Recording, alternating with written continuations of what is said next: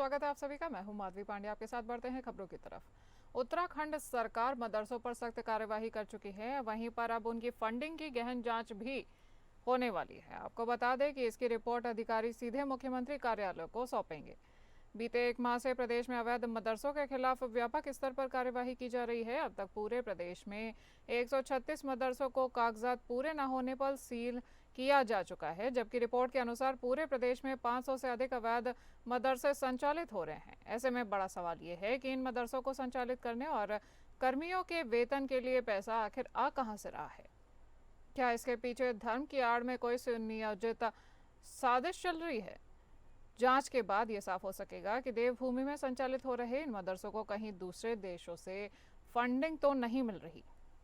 वहीं राज्य के मुख्यमंत्री पुष्कर सिंह धामी का कहना है कि अवैध अतिक्रमण, अवैध मज़ारों के खिलाफ अभियान जारी रहेगा। वहीं एक और जहां धामी सरकार का अवैध मदरसों पर एक्शन जारी है, तो वहीं दूसरी ओर उत्तराखंड में वक्फ बोर्ड की संपत्तियों की जांच कराने की भी तैयारी चल रही है। और उत्तराखंड वक्फ बोर्ड अध्यक्ष शादाब शम्स ने बताया कि वक्फ बोर्ड की पहली बोर्ड बैठक ऑनलाइन माध्यम से हुई है और बैठक में वक्फ बोर्ड की संपत्तियों का ब्यौरा ऑनलाइन किए जाने का निर्णय लिया गया है। देखिए, हमारी प्रदेश सरकार आदरणीय मुख्यमंत्री पुष्कर सिंह धामी जी का उद्देश्य जो हमारे प्रदेश का भविष्य है, हमारे जो नौनियाल हैं उनको गुणवत्तापरक शिक्षा दी जाए जिससे उनका भविष्य सुरक्षित हो सके। लेकिन मुझे लगता है कांग्रेस पार्टी नहीं चाहती है कि देश जो हमारे प्रदेश का भविष्य है उनको अच्छी शिक्षा दी जाए। और जिस प्रकार से कांग्रेस पार्टी के वरिष्ठ नेता आदरणीय हरीश रावत जी लगातार यूसीसी का विरोध कर रहे हैं और अवैध मदरसों जो संचालन हो रहा है उनका जब उनको बंद किया जा रहा है उसका वो विरोध कर रहे हैं, तो कहीं ना कहीं उनका जो मुस्लिम तुष्टीकरण की जो उनकी राजनीति है वो उनके अंदर से झलक रही है। लेकिन मुझे लगता है कि कांग्रेस पार्टी और आदरणीय हरीश रावत जी जो हमारी देवभूमि है, जिसको देवभूमि प्रदेश के नाम से जाना जाता है, इसका देवत्व बना रहे वो नहीं चाहते। हमारे संवाददाता सतीश कोठारी जुड़ गए हैं फोन लाइन पर। सतीश, उत्तराखंड में वक्फ बोर्ड की संपत्तियों की अब जांच की भी तैयारी चल रही है, इसको लेकर क्या खास जानकारी है? देखिए, उत्तराखंड में 136 के आसपास जो है मदरसे और वो सीज किए गए हैं और उनको तोड़ा गया है, तो उसको लेकर जो है लगातार जांच चल रही है। लगातार ये हो रहा है कि अगर इतने मदरसे और इतने जो हैं वो उनकी फंडिंग कहाँ से आ रही है और कहाँ से इतना पैसा आ रहा है इनके लिए, कहाँ से ये इसमें खुल रहे हैं, तो इसके लिए बिल्कुल कमेटी गठित की गई है।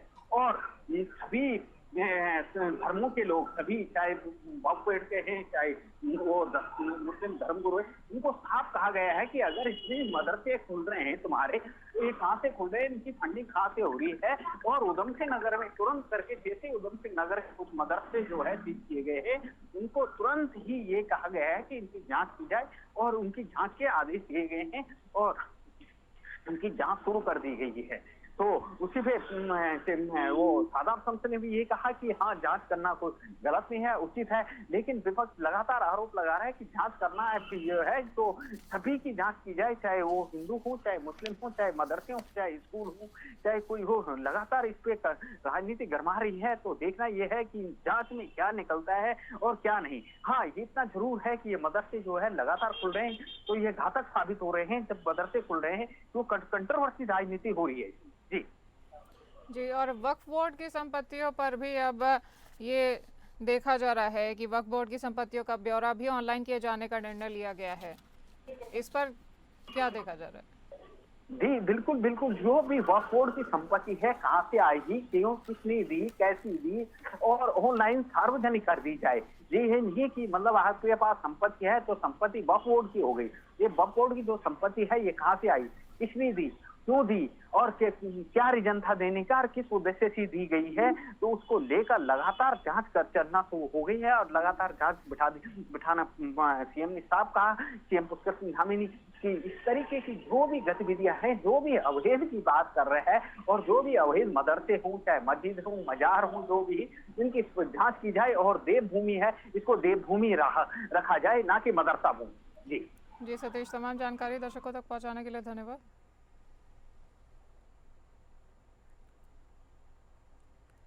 दुनिया भर में हर साल 24 मार्च को ट्यूबरकुलोसिस डे मनाया जाता है। आपको बता दें कि उत्तराखंड में भी 24 मार्च को वर्ल्ड ट्यूबरकुलोसिस डे मनाया जाएगा। इसका मुख्य उद्देश्य है कि टीबी रोग के प्रति लोगों में जागरूकता बढ़ाना और क्षय रोग के नियंत्रण की दिशा में की गई उपलब्धियों को याद दिलाना। इसी मौके पर देहरादून के IRTD सभागार में कार्यक्रम का आयोजन किया गया, जिसमें स्वास्थ्य मंत्री धन सिंह रावत ने बतौर मुख्य अतिथि शिरकत की। इस दौरान प्रदेश को टीबी मुक्त बनाने में योगदान दे रहे लोगों को सम्मानित भी किया गया और टीबी दिवस मौके पर मंत्री धन सिंह रावत ने कहा कि 2025 तक पूरे देश को टीबी मुक्त बनाने का लक्ष्य रखा गया है, जिसको देखते हुए उत्तराखंड में राज्यपाल, मुख्यमंत्री और जितने भी प्रतिनिधि सामाजिक संगठन हैं उन्होंने एक टीबी के मरीज गोद लिए हैं, जिसके लिए मैं उनका धन्यवाद व्यक्त करता हूं। उन्होंने कहा कि हमारे प्रदेश में 5000 से ज़्यादा राज्य के गांव को टीबी मुक्त किया जा चुका है। पूरे देश में सर्वाधिक काम अगर टीबी मुक्त पे किसी राज्य में हुआ है तो उत्तराखंड राज्य में हुआ है। ये आप सब लोगों के प्रयासों से और मोदी जी के नेतृत्व में हम लोग काम कर रहे हैं और आप देख रहे होंगे कि कई सामाजिक संगठनों ने कई 100 टीबी के मरीजों को गोद ले रखा है और बहुत अच्छा काम इस पे चल रहा है। मैं इस मौके पे हमारे महामहिम राज्यपाल जी का भी धन्यवाद देना चाहता हूं कि उनके नेतृत्व में अभी तक उन्होंने भी 63 टीबी के मरीजों को जो है अभी तक ठीक कर दिया है। उनको वो जो है अपनी तरफ से पोषण भी देते हैं और आपके माध्यम से मैं ये भी कहना चाहता हूँ कि कहीं भी अगर किसी पे टीबी के लक्षण अगर होते हैं तो सरकार उसको जो है निःशुल्क इलाज फ्री करा रही है। 1,000 रुपये उनको जो है निःशुल्क पोषण के लिए भी दिए जा रहे हैं प्रधानमंत्री जी की तरफ से और हमारे सरकार की तरफ से। तो एक बड़ा अभियान हम लोग चला रहे हैं और पत्रकार मित्रों का भी मैं बहुत बहुत धन्यवाद देना चाहता हूं कि आप इस अभियान से आप लोग भी जुड़े हुए। हमारे संवाददाता सतीश कोठारी लगातार बने हुए हैं आपको ज़्यादा जानकारी देने के लिए। सतीश, अब प्रदेश को टीबी मुक्त बनाने के लिए प्रशासन क्या खास कदम उठा रहा है? देखिए, प्रत्येक जिले में एक टीबी मुक्त केंद्र बनाया गया है जहां की उन मरीजों को रखा जाता है जो टीबी के मरीज। पहले सबसे बड़ी दिक्कत इस बात की होती थी कि लोग शर्म करते थे, लोग झिझकते थे और लोगों को ये होती थी कि एक दूसरे पे ना फैले। परिवार में अगर एक सदस्य पे है तो दूसरे पे ना फैले, तो उसको लेकर काफी ज्यादा दिक्कतें होती थी। तो अब प्रत्येक जिले में एक टीबी मुक्त केंद्र खोला गया है और साथ में जो एनजीओ हैं, जो प्रदेश के में जो एनजीओ हैं, जिन एनजीओ के थ्रू ये इलाज होता है और काफी जैसे राज्यपाल है, मुख्यमंत्री या कोई प्रतिष्ठित व्यक्ति है, वो उसका उन्होंने भी कुछ लोगों को गोद ले रखा है और उन लोगों के भरण पोषण, उनके परिवार के लिए खर्चा या चाहे उनके लिए दवाइयों की बात करें, चाहे उनके लिए पोषण की बात करें, तो उनकी सारी जिम्मेवारी लेते हैं और किसी को ये ना एहसास ना हो कि हमें टीबी हो रखी है, किसी को ऐसा एहसास दिलाना है कि कोई छुआछूत ना हो। पहले ये करते थे कि छुआछूत करते थे, लोग कहते थे कि टीबी का मरीज है, ये खांस रहा है, इससे दूर हो।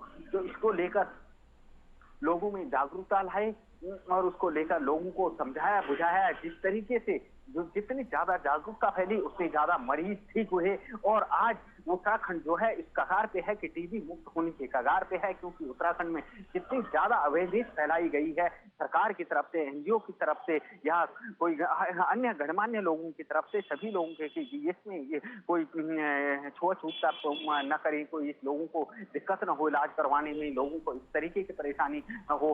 कुछ जो ज्यादा दिक्कत थी जिनको टीबी की, उनको जो है जो केंद्र बनाए गए हैं वहां रखा गया है और उन लोगों को जब दवाइयां दी गई हैं तो स्वस्थ होकर उनको अपने घर भेजा गया है। तो कल जो टीबी दिवस मनाया गया है तो काफी कुछ देखने को मिला है ये कि प्रदेश में लगता है कि कुछ ऐसे बिहार आ रही है, इस तरीके का हो रहा है कि जो कि लोगों को सजग करने में, लोगों का जागरूकता करने में लोगों का बहुत ही ज्यादा योगदान रहा है। जी सतीश, आप बने रहिए हमारे साथ, आगे आपसे और भी जानकारी लेंगे।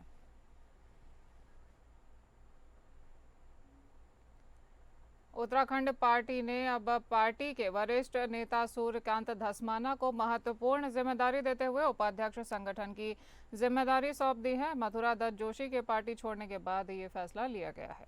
कांग्रेस अध्यक्ष करण माहरा के अनुसार जब तक कार्यकारिणी नहीं बनती है तब तक धस्माना को जिम्मेदारी सौंपी गई है और सूर्यकांत ने पार्टी आला कमान को जिम्मेदारी देने के लिए धन्यवाद भी व्यक्त किया है। राष्ट्रीय अध्यक्ष खड़गे साहब, हमारे नेता प्रतिपक्ष राहुल गांधी जी, हमारी प्रभारी कुमारी शैलजा जी, हमारे प्रदेश अध्यक्ष करण माहरा जी, हमारे दोनों सह प्रभारी जी, हमारे तमाम राज्य के वरिष्ठ नेतागणों का आशीर्वाद और उनका मार्गदर्शन मुझे जो जिम्मेदारी दी है उसके लिए मैं पूरे पार्टी नेतृत्व का बहुत बहुत हृदय की गहराइयों से धन्यवाद करता हूं। सारे पार्टी के सहयोगी और साथियों को साथ लेकर के पार्टी को मजबूत करने का काम हम लगातार करते रहेंगे। पार्टी के सामने बहुत बड़ी चुनौती है, 2027 है। 2027 के चुनाव में हम कैसे राज्य में फिर से कांग्रेस का परचम लहराएं, इसके लिए सब साथियों के साथ मिलकर के हम लोग काम करेंगे। हमारे संवाददाता सतीश कोठारी लगातार हमारे साथ बने हुए हैं। सतीश, अब धस्माना को, सूर्यकांत धस्माना को ये जिम्मेदारी सौंपी गई है उपाध्यक्ष संगठन की, तो ऐसे में पार्टी की आखिर क्या अपेक्षाएं देखी जा रही है? क्या इनकी मौजूदगी पार्टी को सशक्त बनाएगी इस पद पर? देखिए, मैं बात करूं तो जब मथुरादास जोशी थे पहले संगठन उपाध्यक्ष, तो उनका वो भाजपा में शामिल हो गए और उसके बाद जो है वो पद खाली था, तो कल सूर्यकांत धस्माना जी को इसकी जिम्मेवारी दी गई है। और सूर्यकांत धस्माना बहुत पुराने नेता हैं, भाजपा के काफी मजबूत नेता माने जाते हैं। पहले समाजवादी में थे तब भी बहुत मजबूत थे, अब जो है कांग्रेस में जब आए हैं तो काफी मजबूत हैं और काफी सक्रिय रहते हैं क्षेत्र में। चाहे प्रदेश की बात करूं, हर जगह आके चाहे कोई भी छोटे बड़े कार्य होते हैं तो वहां सक्रिय रहते हैं। तो इसको लेकर संगठन ने उनको बहुत बड़ी जिम्मेवारी दी है। अब देखना ये होगा कि संगठन को भी और यहाँ प्रदेश को भी वो कितने सजग हो पाते हैं और कितना जोड़ पाते हैं पार्टी के लिए, और आने वाले 2027 में जो चुनाव हैं उसके लिए क्या कुछ कर पाते हैं कि अपने संगठन को कितना मजबूत करवा पाते हैं और किस तरीके से अपनी पार्टी के लिए धरातल पे क्या काम कर पाते हैं। अब नजरें तो यहाँ पे रहेंगी कांग्रेस के कार्यकर्ताओं की भी और अन्य लोगों की भी कि कितनी मजबूती से ये जो है कार्य कर पाते हैं। लेकिन उनका कहना है ये है कि मैं अपनी पार्टी के लिए बिल्कुल ही निस्वार्थ होके, निष्पक्ष होके काम करूंगा और प्रदेश की और उस लोगों की सेवा करता रहूंगा जो लोग संगठन से जुड़े हैं, जो प्रदेश के लोग हैं, जो कहीं पे मजबूर लोग हैं, उनकी सेवा करता रहूंगा और जो है जो पार्टी को मजबूती से आगे उभारने का काम करूंगा। जी सतीश, तमाम जानकारी के लिए धन्यवाद।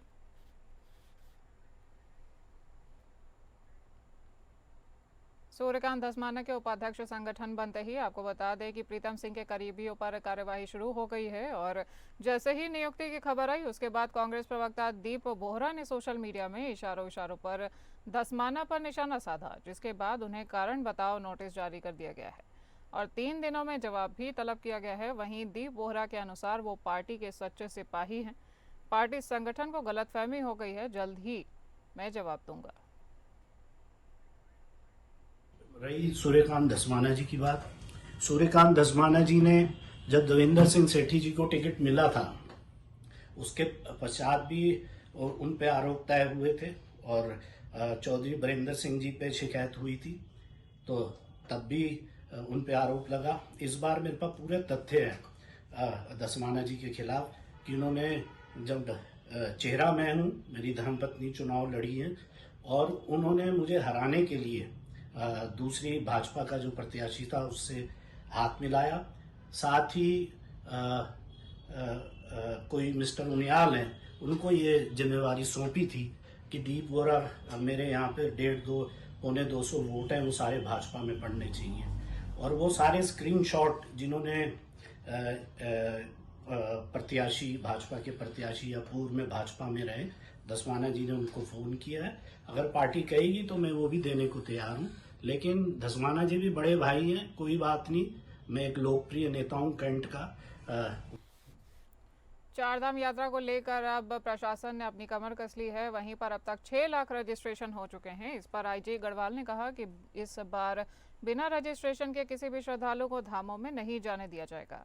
आईजी गढ़वाल राजीव स्वरूप ने कहा कि पुलिस प्रशासन सजग, तो स्थानीय जनता को भी इसे लेकर अलर्ट रहने को कहा गया है। आईजी गढ़वाल ने कहा कि जिन लोगों का रजिस्ट्रेशन नहीं है उन्हें अपील के माध्यम से ऑफलाइन रजिस्ट्रेशन करने के लिए कहा जाएगा, ताकि बिना रजिस्ट्रेशन के कोई भी व्यक्ति यात्रा पर ना जा सके।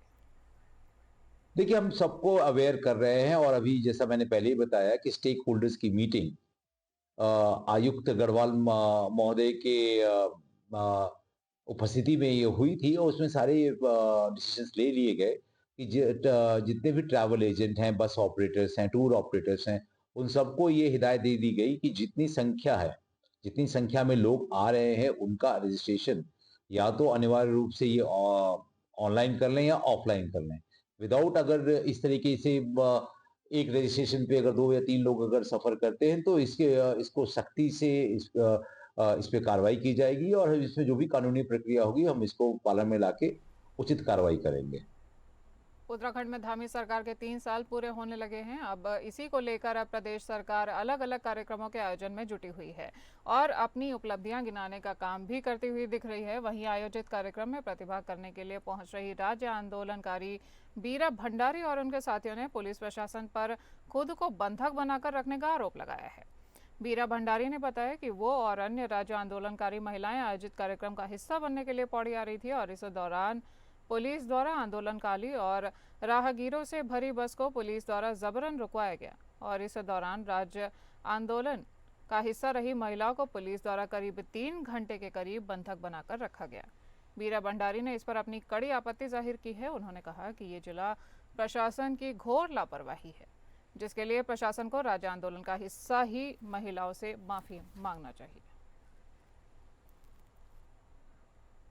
खतीमा विकास खंड के अंतर्गत राज्य प्राथमिक विद्यालय के हेडमास्टर और टीचर भी अनुपस्थित पाए गए। विद्यालय में लगातार अनुपस्थित रहने की स्थानीय ग्रामीण जनों ने शिकायत की है, जिस पर खंड शिक्षा अधिकारी ने संज्ञान लेकर हायर सेकेंडरी स्कूल जादवपुर के प्रिंसिपल राकेश नागाइस को तत्काल मौके पर भेजा, जहां प्राथमिक विद्यालय उलानी के हेडमास्टर विद्यालय से नदारद पाए गए थे। वहीं विद्यालय की भोजन मात्रा में भी हेडमास्टर के विद्यालय अनुपस्थित रहने की पुष्टि की गई है और इस पर उलानी की ग्राम प्रधान प्रीति राणा ने बच्चों के भविष्य के साथ खिलवाड़ करना बताया है। वहीं राजकीय प्राथमिक विद्यालय उलानी के हेडमास्टर सुरेंद्र कुमार ने कहा कि वो कंटिन्यू विद्यालय में आते हैं और उन्हीं के कारण आज विद्यालय की दशा सुधरी है। ये तो है, बच्चों के साथ तो खिलवाड़ हो रहा है, लेकिन जो भोजन माता ने कहा कि छोटे वाले गुरुजी कभी कराते, जब भी गई हूँ हाई स्कूल में मैंने उनको देखा है। आज भले ना आए हूँ, लेकिन प्रिंसिपल सर है उनको तो मैंने कभी कार देखा, वो वैसे तो नहीं देखा है। तो इनकी खिलवाड़ कर रहे हैं। हाँ, बच्चों की जिंदगी से खिलवाड़ी हो रहा है। जब नहीं आ रहा तो पढ़ाएंगे क्या? जब स्कूल में कोई नहीं आ रहा है तो वो एक ही टीचर आते हैं। पढ़ा आपने? इसके लिए तो देखो, अब मुझे ऐसे नहीं पता। हाँ, मैंने मौखिक कहा है कि यहाँ पर टीचर नहीं आते, बच्चों की जिंदगी ये खिलवाड़ हो रहा है। तो क्या यहाँ रोज दोनों टीचर आए, बच्चों को पढ़ाए समय समय से। आपका नाम? प्रीति राणा। हल्द्वानी में 1 अप्रैल से नए शिक्षण सत्र का आयोजन होने जा रहा है। आपको बता दें कि ऐसे में 200 से अधिक निजी स्कूलों में पढ़ने वाले छात्र छात्राओं के अभिभावकों को परेशानी ना हो और किसी भी विद्यालय अभिभावक पर मनमाने फैसले ना थोप सके, इसके लिए इस बार शिक्षा विभाग और प्रशासन पहले से ही तैयारियों में जुटा हुआ है। खासकर मनमाफिक फीस बढ़ाए जाने और एक ही बुक सेलर से किताब लेने की तुगलकी फैसला सहित अभिभावकों को परेशान करने वाले निजी स्कूलों के खिलाफ कार्यवाही का मन बनाते हुए प्रशासन ने तैयारियां पूरी कर ली है।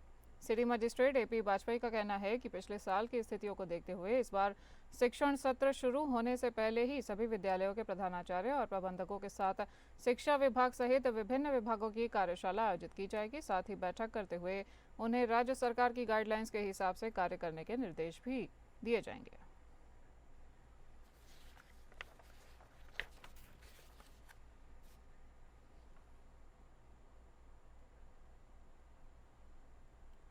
उत्तराखंड सरकार के सफलतापूर्वक 3 वर्ष पूरे होने पर सेवा, सुशासन और विकास थीम के अंतर्गत केदारेश्वर मैदान कपकोट में एक भव्य समारोह का आयोजन किया गया। इस अवसर पर बहुउद्देशीय शिविर का आयोजन कर जनता को सरकार की नीतियों और योजनाओं की जन कल्याणकारी प्रचार प्रसार भी किया गया और इस अवसर पर आयोजित बहुउद्देशीय जन कल्याण शिविर में 30 से अधिक विभागों ने अपने स्टॉल लगाए, जहां नागरिकों को विभिन्न सरकारी योजनाओं और सेवाओं का लाभ दिया गया। स्वास्थ्य विभाग द्वारा निःशुल्क चिकित्सा जांच और स्वास्थ्य परीक्षण किया गया, जबकि पंचायती राज एवं राजस्व विभाग से प्रमाण पत्रों का पंजीकरण भी किया गया।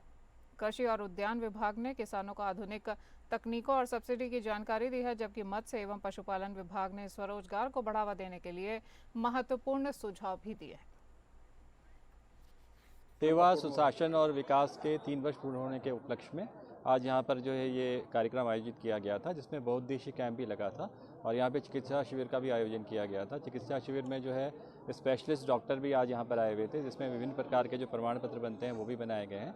साथ ही साथ अन्य विभागों के द्वारा भी जो भी उनकी कल्याणकारी योजना है उनका डिस्प्ले यहाँ पर किया गया है। सरकार के जो भी अचीवमेंट अभी रहे हैं, 3 साल के बहुत अच्छे अचीवमेंट रहे हैं, उनके बारे में विस्तृत रूप से यहाँ पर जितने भी लोग आए हैं उनको अवगत कराया गया है, उनको जानकारी दी गई है और काफ़ी लोगों के द्वारा इसको सराहा गया है और लोगों के द्वारा यहाँ पर जो शिविर में सुविधाएं उपलब्ध कराई गई हैं उनसे भी लाभ प्राप्त किया गया है।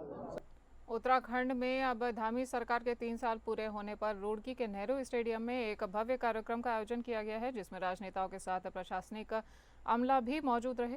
नेहरू स्टेडियम में सरकार द्वारा चलाई जा रही योजनाओं के भी कैंप लगाए गए। वहीं जॉइंट मजिस्ट्रेट आशीष मिश्रा ने 3 साल के कार्यों को सेवा, सुशासन और विकास के 3 साल बेमिसाल का नाम दिया है। कार्यक्रम की समाप्ति पर नगर विधायक प्रदीप बत्रा ने सरकार के 3 साल की उपलब्धि गिनवाते हुए रुड़की सोलानी नदी के पुल का जल्द निर्माण होने की बात कहते हुए बताया कि इस पुल के निर्माण के लिए 40 करोड़ रुपए सैंक्शन हो चुके हैं और 2025 में ये पुल बनकर तैयार हो जाएगा। जी के द्वारा जो है निर्देश दिए गए हैं कि जिला स्तर पे, जनपद स्तर पे, तहसील स्तर एवं ब्लॉक स्तर पे हर विधानसभा वार जो है हम लोग जो है सरकार द्वारा जो भी जन कल्याणकारी जो योजनाएं हैं, स्कीम से प्रोजेक्ट हैं, उसका जो है व्यापक रूप से प्रचार प्रसार करें। जो भी बेनिफिशियरी हैं उनको आइडेंटिफाई करके उनको सम्मानित किया जाए और जो भी किसी कारणवश जो है सुविधाओं से वंचित रह गए हैं उनको ऑन द स्पॉट जो है उनका रजिस्ट्रेशन करके उनको जो है जितना जो है त्वरित रूप से यथाशीघ्र जो है सुविधाएं जो है उपलब्ध कराई जा सके, तो ये सारे निर्देश दिए हैं। तो उसी क्रम में जो है आज तहसील रुड़की में जो है विधानसभा रुड़की का आज एक कार्यक्रम का आयोजन किया गया, जिस समय में आप सभी का जो है मौजूदगी जो है। चंपावत के लोहाघाट स्वामी विवेकानंद स्नातकोत्तर महाविद्यालय लोहाघाट में अर्थशास्त्र विभाग द्वारा आयोजित 2 दिवसीय राष्ट्रीय संगोष्ठी का आयोजन किया गया है, जिसमें मुख्य अतिथि यूकोस के चेयरमैन एवं मुख्यमंत्री सलाहकार डॉक्टर दुर्गेश पंत रहे। जिसके बाद डॉक्टर प्रतिभा नेगी की 2 पुस्तकों, जिनमें भारत का सतत विकास और उपलब्धियां, नीतियां, चुनौतियां और संभावनाएं और उत्तराखंड की अर्थव्यवस्था एक दृष्टि शामिल है, इनका विमोचन किया गया। बता दें कि रानीखेत निवासी डॉक्टर प्रतिभा नेगी वर्तमान में राजकीय स्नातकोत्तर महाविद्यालय ज्ञानसैंड में अर्थशास्त्र विभाग में अपनी सेवाएं दे रही हैं। धामी सरकार के 3 वर्ष पूरे होने के उपलक्ष्य में अब मंडल मुख्यालय पौड़ी के कंडोलिया पार्क में पर्यटन विभाग और खेल विभाग की ओर से साइकिलिंग और क्रॉस कंट्री दौड़ आयोजन किया गया, जिसमें मुख्य अतिथि के रूप में स्थानीय विधायक राजकुमार पौड़ी और मुख्य विकास अधिकारी पहुंचे। विधायक ने कहा कि सरकार के सफल 3 वर्ष की कार्यकाल के उपलक्ष्य में पूरे प्रदेश भर में विभिन्न आयोजन किए जा रहे हैं। उन्होंने कहा कि इन आयोजन का मकसद है कि खेल भावनाओं को युवा के अंदर विकसित किया जाए, जिससे उनके अंदर छिपी प्रतिभा बाहर निकल सके। उन्होंने कहा कि इसी के तहत पौड़ी में साइकिलिंग और क्रॉस कंट्री दौड़ का आयोजन भी किया गया है, जिसमें प्रथम, द्वितीय व तृतीय आने वाले प्रतिभागियों को सम्मानित किया गया।